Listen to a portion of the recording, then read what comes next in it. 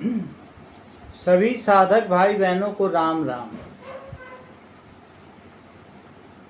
हम लोग हमारी साधना पेज 1 पर है। इसमें पुकार की चर्चा की गई है। स्वामी जी ने पुकार के बारे में लिखा है। जब तक व्यक्ति अपने भीतर पुकार को प्रतीत नहीं करता, जब तक उसे ये नहीं लगता कि मुझे भूख लगी है, तब तक उसे इस पद से दूर रहना चाहिए। म्यूट है क्या? अभी देखते हैं। आवाज नहीं आ रही क्या? Am I Audible?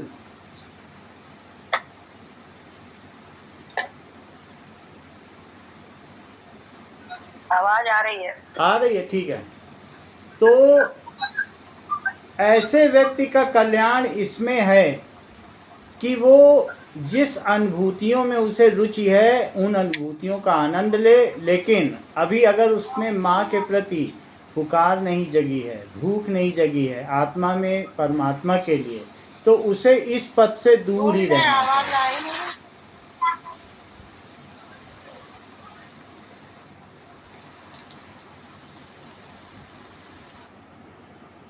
नाउ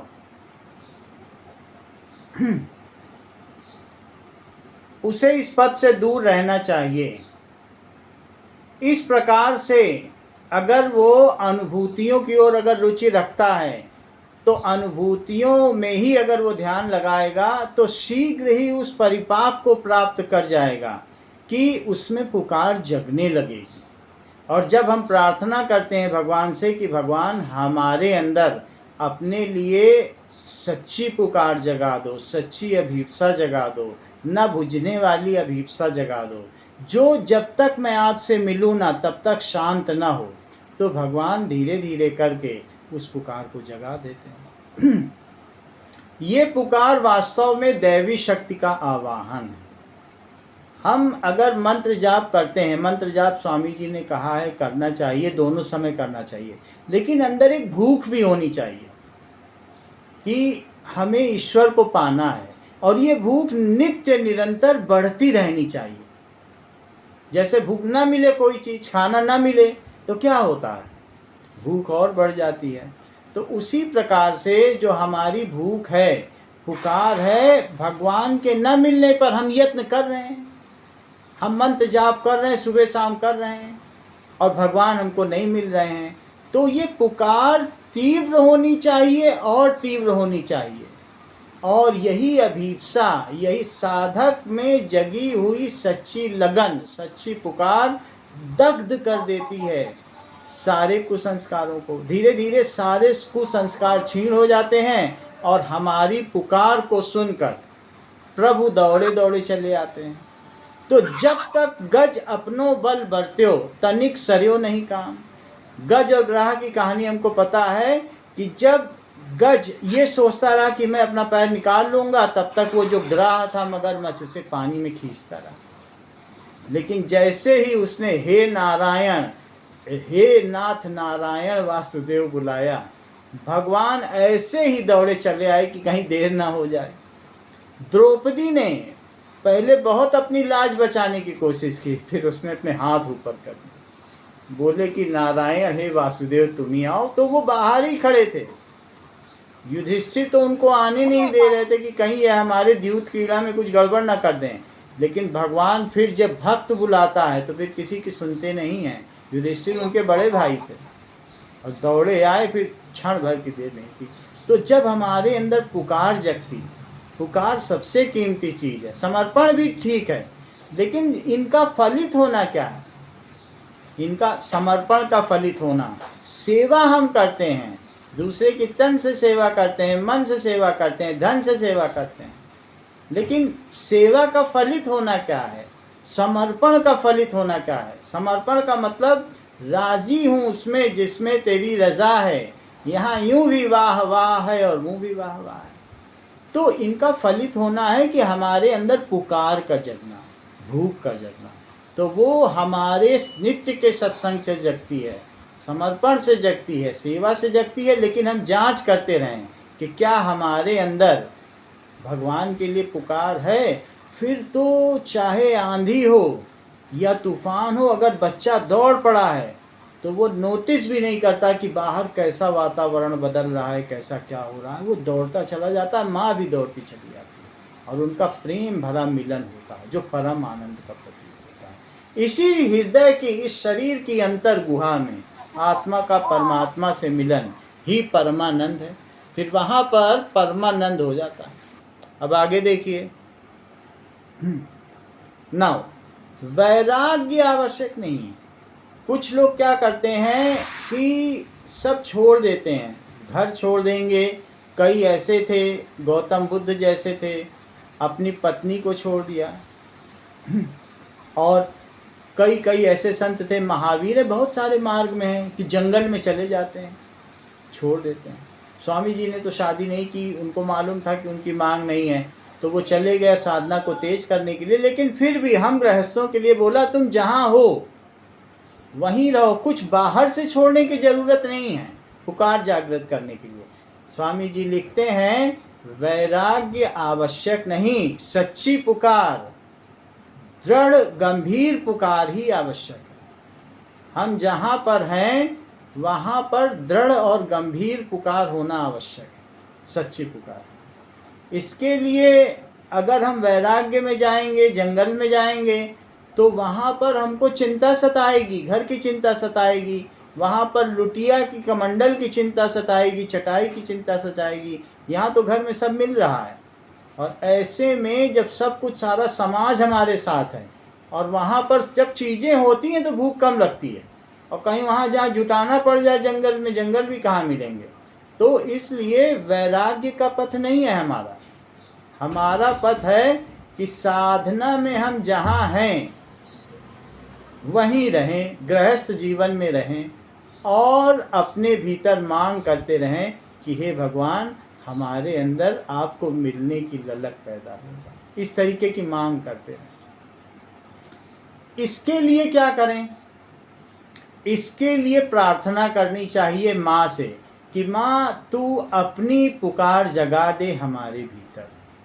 हमारे नन्हे हाथों में इतनी शक्ति नहीं है कि हम उससे मिल सकें। जो महाशक्ति माँ है, अपना वरद हस्त्र हमारे सहस्त्रार्थ में रखे हुए, और सहस्त्रार्थ में रखे हुए हैं, तो वो इंतजार कर रही है कि कब इस मेरे बच्चे के अंदर भूख जगे और वो मेरी मांग करे। ये अभी से नहीं है, ये 84 लाख योनियों का संकल्प है। तो महाशक्ति की शक्ति, महाशक्ति माँ की शक्ति, वो करुणामयी है, वरना कहाँ कहाँ से उसने हमको यहाँ तक ला दिया। पाषाण पर्वत शिला मार्ग मूरत, लता बेल तरुवर विटप रूप पाए। जिए फिर मरे अति कसे पशु जगत में, निष्प्रयास प्रभु पग पग बढ़ाए। पत्थर से, शिला से, मार्ग से, मूरत से, फिर लता बनाई, बेल बनाया, तरुवर बना दिए, फिर विटप बना दिए, फिर पशु जगत में न जाने कितने हमें जानवर बनाए, और फिर अब ऐसी जगह ला कर रख दिया है जहाँ पर हम तन से, मन से सेवा कर सकते हैं। हमारा मनोमय कोश जागृत है, प्राणमय के ऊपर मनोमय कोश जागृत है, विज्ञानमय में जो निचला कोश है बुद्धि जागृत है। तो ऐसी स्थिति में माँ का वरद हस्त हमारे सहस्त्रार्थ पर है, लेकिन हमारे अंदर भी तो बहुत सारे अलग अलग केंद्र हैं। हमारी शक्ति कहाँ है? हमारी शक्ति नीचे के स्तरों पर है, जैसे कि हमारी शक्ति मूलाधार में है। सबसे नीचे का चक्र कौन सा है? जो रीढ़ की हड्डी है, रीढ़ की हड्डी के बीच में एक पोर है, छेद है, जिसमें सुषुम्ना नाड़ी है, और रीढ़ का हड्डी का जो सबसे अंतिम गुरिया है, जिसे L5 भी कहते हैं, लंबर रीजन, वहाँ पर मूलाधार स्थित है। मूलाधार का इसकी प्रवृत्ति क्या है? 7 चक्र हमारे अंदर है, 7 केंद्र है, शक्ति के केंद्र, और भगवान का वरद हस्त, महाशक्ति का वरद हस्त सहस्त्रार्थ में। तो मूलाधार में जो कुंडलिनी है वो 3.5 चक्र बनाए हुए बैठी है, हमारी शक्ति। एक आत्मा की शक्ति होती है, एक परमात्मा की, तो दोनों का कहीं ना कहीं तो मिलन होगा, कहीं ना कहीं मिलन होगा। अगर हम भक्ति करते हैं तो भक्ति बड़ी तेजी से, भगवान तुम ही मुझे अपनी शक्ति दे दो, मेरे नन्हे हाथों में क्या शक्ति, तो माँ दौड़ पड़ती है, माँ सहस्त्रार्थ से दौड़ पड़ती है। ये सहस्त्रार्थ है, सबसे ऊपर का केंद्र। सबसे नीचे का केंद्र कौन सा है? मूलाधार। तो सहस्त्रार्थ पे माँ बैठी हुई है। जरा सोचिए कि सहस्त्रार्थ चक्र किस चीज का प्रतीक है? ये आध्यात्मिक जागृति और ब्रह्मांडीय चेतना का प्रतीक है, सहस्त्रार्थ माँ। तो कुछ लोग कहते हैं कि नहीं, हम तो मूलाधार से शक्ति चढ़ाएंगे और यहाँ तक पहुँच जाएंगे। ये सबसे ऊंचा केंद्र है, सबसे महान केंद्र है, यहाँ महाशक्ति है। अब माँ अगर होती है तो माँ उतरती है नीचे के केंद्रों में, वो यहाँ से आज्ञा चक्र पर आएगी, आज्ञा चक्र से विशुद्धि चक्र पर आएगी, फिर अनाहत चक्र पे आएगी, फिर मणिपूरक केंद्र नाभि पे आएगी, फिर स्वाधिष्ठान केंद्र पेड़ू पर आएगी, और फिर पेड़ू के जो पिछवाड़ा है पीछे की तरफ, जो हमारी गुड़िया है रीढ़ की हड्डी, वहाँ मूलाधार तक पहुँच जाएगी। तो माँ जब चलेगी, भक्ति का साधन है हमारा, तो भक्ति का मार्ग अवरोह मार्ग है। अगर जल ऊपर से नीचे उतरता है गुरुत्वाकर्षण की दिशा में, पृथ्वी के बाहर की दिशा में, तो वो तो ये सहज स्थिति है, ये बिल्कुल नेचुरल है ऊपर से जल का उतरना। तो महाशक्ति माँ जब उतरती है भक्ति के मार्ग में, माँ खुद आती है दौड़कर गोद पर लेने के लिए। तो जब माँ आती है तो सहस्त्रार्थ चक्र जो ब्रह्मांडीय चेतना का प्रतीक है, उससे नीचे आज्ञा चक्र पर आती, तो वो विशोधन करती हुई चलती है। माँ करे सफाई गहराई से, खुद ही तो विषपान किया है, तो वहाँ से फिर आज्ञा चक्र पर चलती है। आज्ञा चक्र किस चीज़ का प्रतीक होता है? जब यहाँ पर आएगी तो यहाँ पर ऐसे सुरसुरी होने लगेगी। तो ये प्रतीक है बुद्धि का, अंतर्ज्ञान का, दूरदर्शिता का और आदेश का। जब यहाँ पर शक्ति का ऊपर से शक्तिपातन होता है तो फिर जो मन में सोचा जाता है प्रकृति वही करती है, क्योंकि महाशक्ति माँ स्वयं ही प्रकृति है। तो वो हमारे अंदर से आदेश कराती है, फिर और नीचे उतरती है, और आज्ञा चक्र से नीचे उतरती हुई ये गले के क्षेत्र में उतरती है। ये गले का क्षेत्र विशुद्धि चक्र है, कंठ चक्र है, जो संचार, अभिव्यक्ति और सत्य का केंद्र है। फिर उसके अंदर से सत्य ही सत्य निकलता है। तो ऊपर से अगर शोधन होगा, ऊंचे केंद्रों का शोधन होगा, तो इसमें खतरा कुछ नहीं है। ये अवरोह मार्ग है। माँ चले, माँ दौड़ पड़े शिशु को लेने का। और एक वो होता है शिवो हम, मैं ही शिव हूँ, अहम ब्रह्मास्मि, मैं कर लूँगा, मैं मूलाधार से अपनी कुंडलिनी को ऊपर चढ़ाऊँगा, और चढ़ाते चढ़ाते, क्योंकि बहुत ज़्यादा ऊर्जा होगी तो हम संभाल नहीं पाते हैं, तो एक आरोह मार्ग है, चढ़ने का मार्ग है। मूलाधार से उन्होंने तो कुछ संत जो होते हैं लय योग, हठ योग है, तो वो क्या करते हैं, अलग अलग ऊर्जा के केंद्रों से मूलाधार से चलना शुरू करते हैं। तो मूलाधार तो पृथ्वी से जुड़ा हुआ है, फिर उसके ऊपर ले जाते हैं स्वाधिष्ठान केंद्र जो पेड़ू में है, यानी नाभि और सबसे नीचे पिछली हड्डी के बीच में पड़ता है, उसको स्वाधिष्ठान केंद्र कहते हैं। ये अलग अलग तरीके की रचनात्मक भावनाओं और आनंद का केंद्र है। कुछ न कुछ जो आर्टिस्ट होते हैं वहाँ पर अगर ज़्यादा रुचि है तो एक नितांत निरे होते हैं, खाने को चाहिए, पीने को चाहिए, टूट पड़ेंगे खाने पे, वो मूलाधार में उनकी सबसे निचली अवस्था है। लेकिन कुछ थोड़े से ऊंची पहुंच गई ऊर्जा तो वो पेंटिंग करने लगेंगे, गाने लगेंगे, कला करने लगेंगे, तो समझो स्वाधिष्ठान तक पहुंच गई है उनकी ऊर्जा। और किसी किसी की नाभि तक पहुंच जाती है मणिपूरक केंद्र। मणिपूरक में होगा तो उनमें आत्मविश्वास, आत्मनियंत्रण ऐसा होने लगता है, फिर वो कला से भी ऊपर उठ जाते हैं। और उससे ऊपर अगर उठ गई, हृदय में पहुंच गई, तो उनमें प्रेम का प्रादुर्भाव होता है। किसी के दुख दर्द को देखकर रोने लगना, तो प्रेम ही प्रेम हो जाता है। रामचरितमानस पढ़ते पढ़ते आंसू आने लगना, ऐसा होने लगता है। तो अनाहत, फिर उसके बाद विशुद्ध चक्र है जो हमारा कंठ है, और कंठ से होते हुए आज्ञा चक्र जो आदेश का प्रतीक है, जो सोचा, जो संकल्प किया वही हो गया।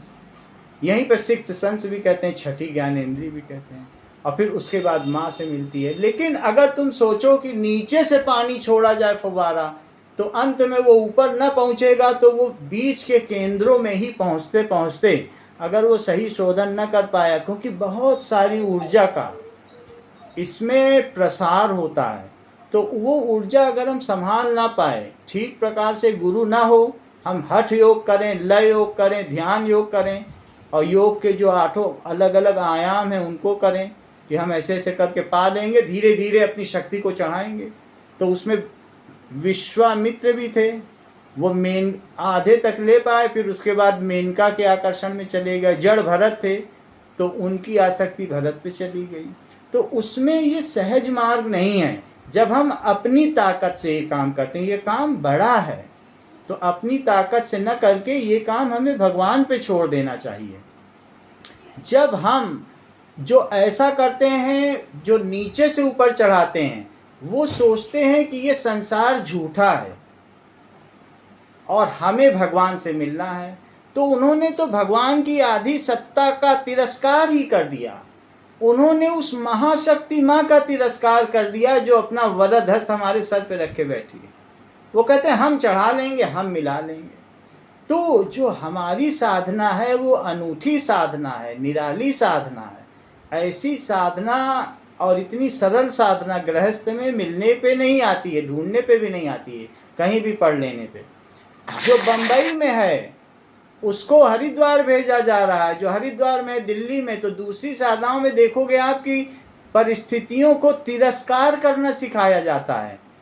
और हमारी साधना में जहाँ हो वहीं रहो, जो करते हो वही करो, सब कुछ प्रभु का मान लो, प्रभु से स्वीकार कर लो, उसके समर्पण कर दो, उसका धन्यवाद करना सीखो, और कहो कि हर घटना माँ का मंगल वही विधान है।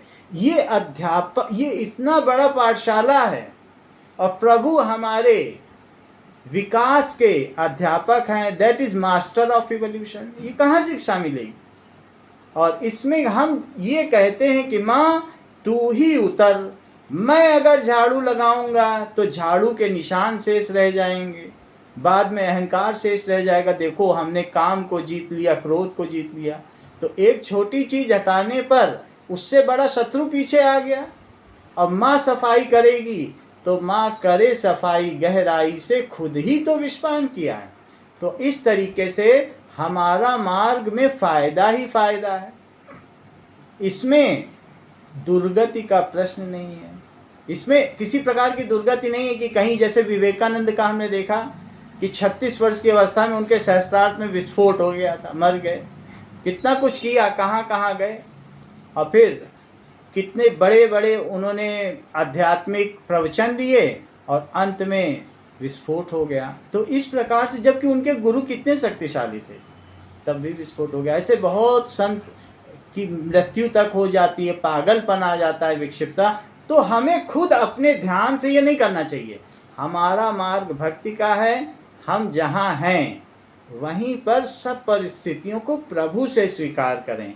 अपने माता पिता, भाई बहन, पत्नी, सबको प्रभु से स्वीकार करें। ये परिचारिकाओं का समूह है, हमारे चारों तरफ मौजूद हैं, जो हमारे शोधन के लिए दिन रात निंदक नियरे राखिए, आंगन कुटी चवाए छवाए, और बिन पानी साबुन वो निर्मल करे सुभाए। तो वो हमारे चारों जो परिचारिकाओं का समूह है, जो परिस्थितियां दी गई हैं, दिखने में सवाल जरूर कठिन लगते हैं, लेकिन ये कठिन सवाल हमको इससे ऊपर उठा देंगे। जो हमारी अभी की स्थिति है, ऊर्जा के स्तर को ऊपर उठाते हैं, आगे बढ़ाते चले जाएंगे। तो इसमें माँ जब सफाई करती है तो उसके निशान विशेष नहीं रह जाते हैं। इसलिए हमको ये भार, इसमें दुर्गति का प्रश्न नहीं है, रुकने की सजा नहीं है, वासना का भार नहीं है। तो ये बहुत अच्छा पथ है हमारा। तो इस प्रकार से हमको इस पथ पर जो आरोह मार्ग प्रभु ने दिया है, जो भक्ति मार्ग दिया है, इस पर चलते रहना चाहिए और भक्ति करते रहना चाहिए, भगवान का धन्यवाद देते रहना चाहिए। यही मार्ग है, भक्ति से ही होगा। भगवान की कृपा ही हमारा पथ है, हमारा साधन हमारा पथ नहीं है। भगवान की कृपा ही हमारा असली सहायक है, असली पथ है। श्री राम।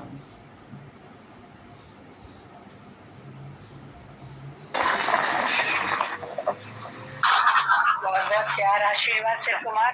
पथ भी सरल है और तुमने और सरल तरीके से बता रहे हो, वो और सरल कर दिया। ये हमको बिल्कुल नहीं समझ में पहले आया, आपने इतना अच्छा समझाया तो पढ़ने लगा। ठीक है।